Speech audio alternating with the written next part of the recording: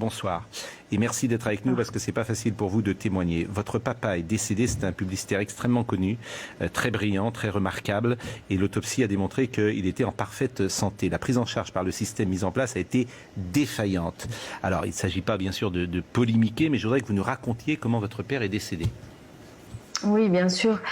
Il a commencé à avoir de la fièvre, c'était samedi 29 février. Un petit 38. Lundi, il a été chez son médecin de ville qui a dit qu'il était en état grippal puisqu'il n'avait rien d'autre comme symptôme. Depuis lundi jusqu'à jeudi, la température est descendue de 37,5 à 39. Et jeudi, on a été de 39 à 40,3. Donc ma mère jeudi après-midi, donc c'était le 5 mars, elle a appelé SOS médecin dans l'après-midi qui lui ont dit c'est une petite grippette, donc rien de plus, allez voir encore votre médecin de ville. Ma mère elle était inquiète, elle a appelé 5 SOS médecins dans la région parisienne, il y avait personne de disponible. Elle est retournée avec mon père difficilement voir le médecin à côté, dans une ville à côté, à 20h30, qui était désespéré de ne pas pouvoir le tester, parce que les médecins de ville ne peuvent pas tester. Et il avait rien d'autre que de la fièvre. Voilà, rien dans les poumons, aucun problème respiratoire, pas de problème de tout. Il rentre, il mange à 22h30, normalement à table. Il se couche. À 4h du matin, il est pris d'une toux extrêmement violente, suivie d'un râle. Ma mère, elle avait l'impression qu'il avait du liquide dans les poumons. Il voulait pas qu'on appelle le SAMU tout de suite, pensant que, comme on dit les médecins, et le SAMU, c'était rien. Donc, il a pris son Doliprane et son médicament pour le cœur qui battait vite. Et le temps que ma mère aille chercher les médicaments, il était mort. Voilà. Le SAMU a mis 1 heure à arriver. Et ils n'ont pas pu le réanimer. Et il avait 70 ans, votre... 70 ans, en très très grande forme. Ouais. Et là, on est visiblement face à une erreur de diagnostic des médecins. Alors le médecin de ville, il peut rien faire d'autre puisqu'il n'a pas de test. Sans test, c'est pas possible. Et il avait que ça. C'est ceci qui est insupportable. Voilà. C'est que quand vous appelez le SAMU pour l'avoir appelé maintes et maintes fois, pour nous aussi, parce que on vit confiné avec ma mère qui finalement a le coronavirus elle aussi. On vit confiné avec elle avant de le savoir. Ils nous disent vous n'avez pas de problème respiratoire, vous venez pas de Chine, bon il y a rien. Voilà ce qu'on vous dit.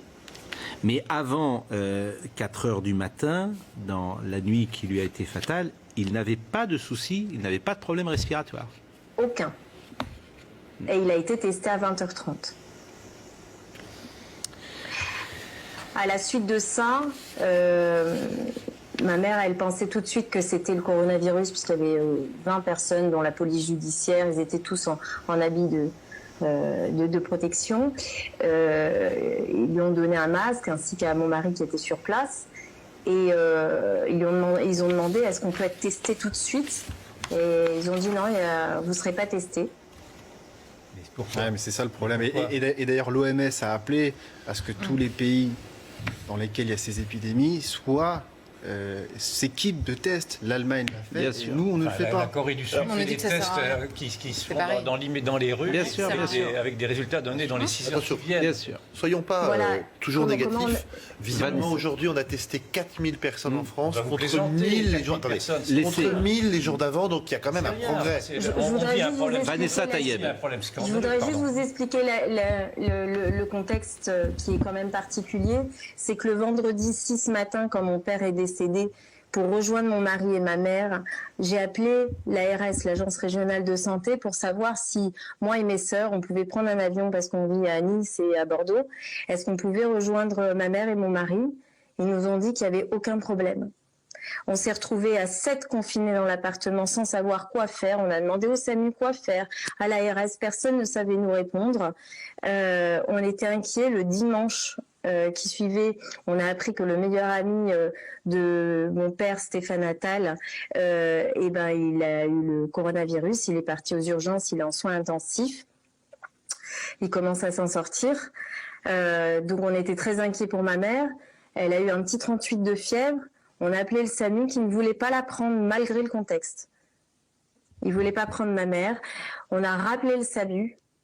Et bon, malheureusement, on a dû exagérer les symptômes de ma mère, qui avait une légère toux, pour qu'elle soit prise en charge. Elle a été testée pendant la nuit avec ma grande sœur.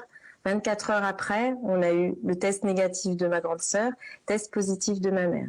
À ce jour, personne ne veut nous tester. Ma petite sœur a la sclérose en plaques depuis plus de 16 ans.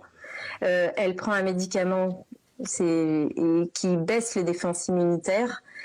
Et donc, elle est très sujette à toute maladie. Ils ne veulent pas la tester. Là, à ce jour, elle est en train de rentrer des urgences parce que le SAMU, enfin, aujourd'hui, a dit « Ok, allez-y ». Malgré nos appels tous les jours. Et là, elle rentre de l'hôpital et ils lui disent qu'ils ne veulent pas la tester parce qu'elle n'a pas les symptômes. On était avec 2 enfants en bas âge dans l'appartement, 2 ans et 10 ans. Voilà. Et à ce jour, personne ne veut nous tester malgré le contexte très, très compliqué. J'ai demandé à l'ARS, est-ce que je peux sortir faire des courses? Est-ce que je peux sortir à la pharmacie? Avant toute l'histoire de confinement, on m'a dit, il n'y a aucun problème, vous pouvez sortir. Vous n'avez rien. Merci. Merci Vanessa Tayeb, c'est un témoignage qui est édifiant. On ne peut que vous souhaiter beaucoup de courage pour vous et votre famille. Pour votre maman, elle est où aujourd'hui? Elle est avec vous?